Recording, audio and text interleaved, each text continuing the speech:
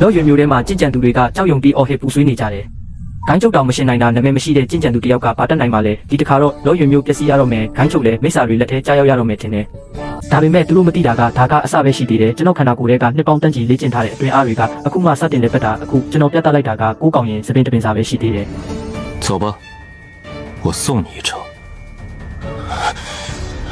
ချီချန်ကျုံကဒေါသတကြီးအော်ဟစ်လိုက်ပြီးတကူလုံးမိစ္ဆာတက်တွေပောက်ကွဲထွက်လာတယ်ဒီတွက်မရတဲ့မိစ္ဆာကျင့်ကြံသူတွေလည်းကျွန်တော်စီတပြိုင်တည်းတိုက်ခိုက်လာကြတယ်ကျွန်တော်ကတော့နေရာမှာပဲရက်နေပြီးလက်ကိုအသာရမြှောက်လိုက်တယ်လက်ညှိုးတစ်ချောင်းနဲ့ထိုးလိုက်ရုံနဲ့ကောင်းကင်ရံတစ်ခုလုံးကတိုက်ခွက်တွေဟာမိခိုးမွေးတွေလိုပြဲလွင့်သွားပြီးဘာမှမရှိတော့သလိုဖြစ်သွားတယ်ပြီးတော့ကျွန်တော်လက်ညှိုးထိပ်မှာရွှေရောင်လင်းတန်းတစ်ခုစူးစီးလာတယ်ဒီရွှေရောင်လင်းတန်းကအားနဲ့ပုံရပေမဲ့နေရာမှာရှိတဲ့လူတိုင်းကိုတုံလုံးချောက်ချသွားစေတယ်ချီချန်ကျုံမျက်နှာပြတ်သွားပြီးကြောင်လန်းတကြားနဲ့လှည့်ပြီးတော့ကျွန်တော်နှုတ်ခမ်းတောင်းကအသာရကွင်းမြွတ်သွားပြီး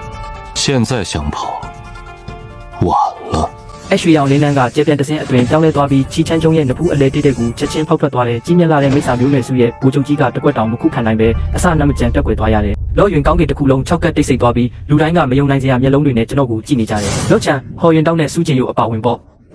ကျွန်တော်ကတော့တင်းငိမ့်စွာနဲ့လက်ချောင်းကိုပြန်ရုပ်သိမ်းပြီးလှည့်ကြည့်လိုက်တဲ့ချီချန်ကျုံကြရှုံးသွားတဲ့အချိန်မှာလောယွင်ကောင်းကင်တစ်ခုလုံးကရက်တန်ချင်းခလုတ်ကိုနှိပ်လိုက်တဲ့လိုမျိုးဖြစ်သွားတယ်ဟော်ရင်တောင်းမျက်နှာဖြူကျော်သွားပြီးခန္ဓာကိုယ်တစ်ခုလုံးတုံ့ပြန်နေတယ်သူကစင်မြင့်ထက်ကကျွန်တော်ကိုမယုံနိုင်စရာမျက်လုံးတွေနဲ့ကြည့်နေပြီးချီချန်ကျုံရဲ့အလောင်းကိုလည်းငုံကြည့်နေတယ်အရာအလုံးပြီးဆုံးသွားပြီဆိုတာသူသိလိုက်တယ်သူကလှည့်ပြီးရုပ်တက်ဖြစ်နေတဲ့လူအုပ်ကြားထဲထွက်ပြေးဖို့လုပ်ခဲ့ပြီးခြေလမ်းနဲ့ငယ်ပဲပြေးရတော့မှလူကြီးတစ်ခုကသူ့ရှေ့မှာပိတ်ဆို့လိုက်တယ်ဟော်ရင်တော့မော်ကြည့်လိုက်တော့တကိုယ်လုံးတောက်တင်းသွားတယ်ရောက်လာတဲ့သူကရှေးဟောင်းသားရှိတလက်ကိုကိုင်ဆောင်ထားပြီးဓာတ်ကိုယ်တဲ့ပုံမှာတောက်ပတဲ့အစင်တန်းစားတွေမရှိဘူးတချို့နေရာတွေမှာပုံပဲ့နေတာတောင်တွေ့ရတယ်ဒါပေမဲ့အဲ့ဒီဓာတ်ကကွင်းထဲကလူအလုံးကိုတက်တက်မကြည့်ရအောင်လုပ်နေတယ်ဟော်ယုံတောက်ရဲ့ခြေထောက်တစ်ဖက်ပြုတ်ကွေသွားပြီးလူထောက်လူနီးပါးဖြစ်သွားတယ်ဒါနဲ့ဖျားမနဲ့ဂိုင်းချုပ်ရဲ့ပတ်သက်မှုကိုဘယ်သူမှမသိပဲနေမလဲသူမတာလက်ဦးလိုက်ရင်ကိုယ့်အတွက်အသက်ရှင်ဖို့လမ်းမရှိတော့ဘူးဟော်ယုံတောက်ကကြပြားလှည့်လိုက်ပြီးအခြားဘက်ကိုပြောင်းပြီးထွက်ပြေးဖို့ကြံရွယ်လိုက်တယ်ဒါပေမဲ့သူလုံးဝမထင်မှတ်ထားတာကဖေးဟုံကသူ့ကိုတစ်ချက်ကလေးတောင်မကြည့်ပဲသူ့ဘေးနားကနေတိုက်ရိုက်ဖြတ်ကျော်သွားပြီးလူအုပ်ကြီးစီကိုတက်တက်ပြန်တန်းသွားခဲ့တယ်ဟော်ယုံတောက်ကနေရာမှာတင်ကြောင်အန်းပြီးအချိန်တော်ကြာတုတ်ပြန်မှုမလုပ်နိုင်ဖြစ်နေတယ်ကျွန်တော်ကတော့ဖေးဟုံရဲ့လက်ထဲကဓာတ်ကိုကြည့်ပြီးမပြုံးမဲမနေနိုင်အောင်ဖြစ်ခဲ့ရတယ်ဒီဓာတ်ကအတိတ်တုန်းကကျွန်တော်ကိုယ်တိုင်သူမအတွက်သုံးလုပ်ပေးခဲ့တာလေနှစ်ပေါင်းတန်းချီကုန်လုံးသွားခဲ့တာတော့သူမကအခုထိသုံးနေလုံးပဲကျွန်တော်ကြည့်ုံနဲ့သိနိုင်ပါတယ်ဒီဓာတ်ရဲ့အဆင့်တန်းကသူမရဲ့အခုလက်ရှိစွမ်းရည်နဲ့မကိုက်ညီတော့တာကြပါပြီဒါပေမဲ့သူမကလုံးဝမလဲပဲဓာတ်ပေါ်ထားတဲ့သူမရဲ့တစ္ဆာနဲ့နားလည်မှုကိုပဲစက်တိုင်းမြင့်တင်ဖို့ရွေးချယ်ခဲ့တယ်သူမရဲ့ဓာတ်ဆန္ဒကိုမြင့်တင်ပြီးဒီဓာတ်ကိုသူမနဲ့အတူကြီးပြင်းလာစေခဲ့တယ်ဒီကောင်မလေးကတန်ရောစင်တော်တော်ကြီးတာပဲ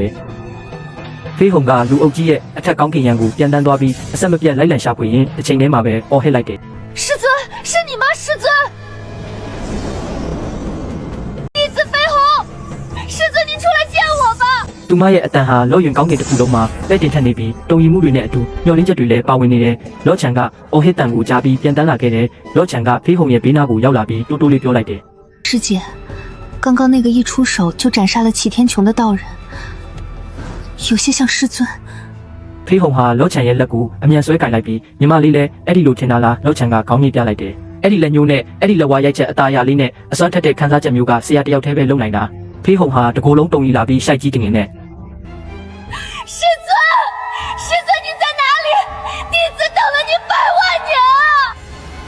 ဒါပေမဲ့သူတို့တွေလောယွင်ကောင်းကင်တစ်ခုလုံးကိုလိုက်ရှာလဲကျွန်တော်ရဲ့အရေးရောင်ကိုရှာမတွေ့ခဲ့ပါဘူးဘာလို့လဲဆိုတော့ချီချန်းကျုံကိုတက်ပြီးတဲ့နောက်ကျွန်တော်ကကိုရောင်ဖြောက်ပြီးလူအုပ်ထဲကိုရောနှောဝင်ရောက်သွားခဲ့လို့ပါမတွေ့ချင်လို့မဟုတ်ပါဘူးနောက်ထပ်နည်းနည်းလောက်ထပ်ဆောင်ပြီးဒီကောင်မလေး2ယောက်အခုဘယ်လောက်ထိတိုးတက်လာပြီလဲဆိုတာကိုကြည့်ချင်ရုံတင်ပါလူအုပ်ကြီးထဲမှာတာမန်ကျင့်ကြံသူအမြောက်များကတုံလုံးချုပ်ချားနေကြတဲ့အမွှေးတိုင်တိုင်စာကာလာတိုလေးတွင်းမှာပဲအခြေအနေတွေကတဖြည်းဖြည်းပြောင်းလဲသွားခဲ့တယ်ပြီးခဲ့တဲ့စက္ကန့်ကဂိုင်းချုပ်ကြီးဟာနတ်ဆိုးမျိုးနွယ်ရဲ့လက်ထဲကြားရောက်တော့မယ်လို့ထင်မှတ်ခဲ့ကြတာလော်ရွင်မျိုးတစ်ခုလုံးနဲ့ကပ်ပေးဆိုင်တော့မယ့်အခြေအနေပါနောက်စက္ကန့်မှာတော့နာမည်မသိတဲ့ကျင့်ကြံသူတယောက်ရုတ်တရက်ပေါ်ထွက်လာပြီးလက်ညှိုးတစ်ချောင်းနဲ့နတ်ဆိုးကောင်းဆောင်ကြီးကိုတုတ်တင်လိုက်တယ်နောက်ထပ်စက္ကန့်ပိုင်းမှာပဲဒါနဲ့ဖျားမဖေးဟုံကလူအုပ်ကြီးထဲမှာသူမရဲ့ဆရာသခင်ကိုလိုက်ရှာနေလိမ့်မယ်လို့ဘယ်သူထင်ပါလဲ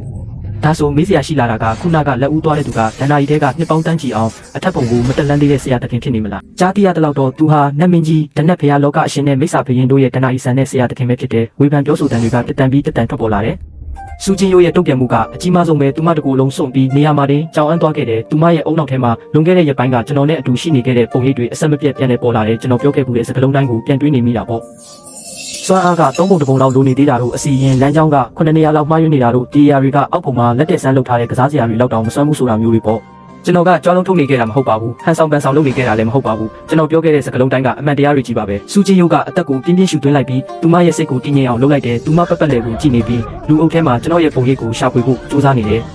ကျွန်တော်လည်းသူမကိုပုံမနေခဲ့ပါဘူးမနီးမဝေးမှာပဲရက်ပြီးဒါတွေအားလုံးကိုငြိမ်ငြိမ်လေးစောင့်ကြည့်နေခဲ့တဲ့စုချင်းရုပ်ကနောက်ဆုံးတော့ကျွန်တော်ကိုရှာတွေ့သွားတယ်သူမကျွန်တော်စီကိုတလန်းချင်းရှောက်လာပြီးသူမရဲ့မျက်ဝန်းတွေထဲမှာမိကုန်းတွေပြည့်နေနေတယ် 道友， စုချင်းရုပ်ကခိတ္တရက်လိုက်ပြီးစကလုံးတွေကိုတေချာစဉ်းစားနေပုံရတဲ့ခုနကမိစ္ဆာမျိုးနဲ့ချီထန်းချုံကိုတတ်လိုက်တဲ့နတ်ဖျားကိုကြင်ကြံဖော်အနေနဲ့ဘယ်သူလဲဆိုတာတေချာမြင်လိုက်ရလားကျွန်တော်တေချာမမြင်လိုက်ရဘူးစုချင်းရုပ်ကသူမရဲ့နှကန်းကိုကိုက်လိုက်ပြီးကြင်ကြံဖော်ကဘယ်ချိန်တုန်းကထွက်သွားတာလဲပြန်ရောက်လာတဲ့အချိန်မှာဘာလို့ကျွန်မလုံးဝတတိမထားမိရတာလဲကျွန်တော်ကလက်ဖက်ရည်ခွက်ကိုကိုင်ပြီးဖြည်းဖြည်းချင်းတောက်လိုက်တယ် 人多眼杂，道友看错了吧？我一直都在。 စုချင်းရုပ်ကကျွန်တော်ကိုငြိမ်ငြိမ်လေးအတော်ကြာအောင်စိုက်ကြည့်ပြီးနောက်ဆုံးတော့အပြုံးလေးတစ်ခုပြုံးပြလာတယ်သူမကတော်တော်ပါနဲ့တဲ့မိန်းကလေးပဲဒီအချိန်မှာသူမနားလဲသွားခဲ့ပြီးကျွန်တော်ကအတိမတ်မပြုတ်ချင်ရုံတက်တက်မှုသူမလည်းဖော်ကောင်လုပ်ဖို့ဆန္ဒမရှိတော့ဘူးဒါဆိုရင်ကျွန်မအမြင်မှားတာဖြစ်ပါလိမ့်မယ်ကျွန်တော်လက်ဝဲရမ်းပြလိုက်တဲ့စုချင်းရုပ်ကခေါင်းညှိပြပြီးနောက်ထပ်မမေးတော့ဘူးအမှန်တရားကိုသိပေမဲ့ဖွင့်မပြောတာကဒါကကြင်ကြံသူတွေကြားကအခြေခံကြဆုံးနားလည်မှုပဲအခြားတစ်ဖက်မှာတော့လော့ချန်နဲ့ဖေးခုံကကျွန်တော်ကိုလိုက်ရှာနေတော့မယ်ကြိုက်နှစ်သက်ရင် like and follow လေးလုပ်ခဲ့ပြီးအဆက်လို့ comment မှာရေးခဲ့ပေးကြပါဦး